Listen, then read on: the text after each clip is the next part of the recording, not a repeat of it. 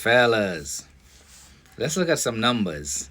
As you're working on developing yourself to get your own place, have your own career, and to be financially stable, right?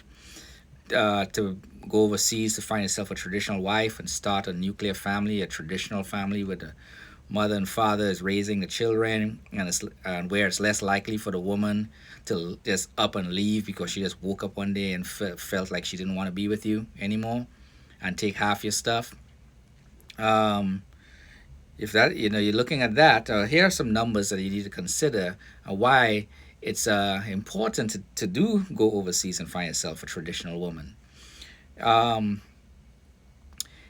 in in China, which is 1 billion people, only 4% of that population have a single parent household.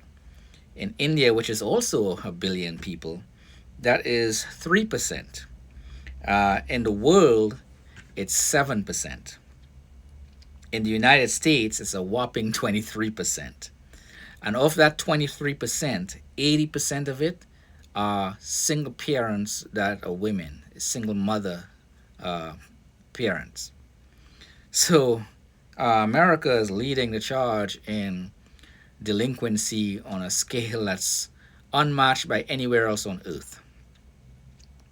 And instead of, I'm not going to be pointing fingers or doing any of that stuff. It's not really necessary. What we're looking for is solutions, and one of the solutions are, well, one of it is what the passport bros are doing. We're going overseas and looking for wives, traditional wives, who value us for where we are, and not where in some fictitious way mindset where we should be.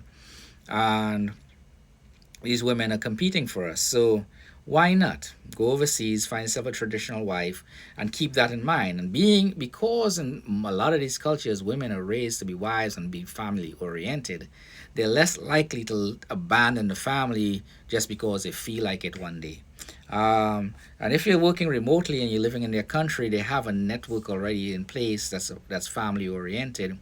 That's even less likely to affect the separation of families and causing children to grow up in single parent households and and things like that. Even if you bring them to the United States, they're more likely, based on their culture and upbringing, to stay under the family. Obviously, there's some idiots out there that's abusive and can take things too far because of their stupidity.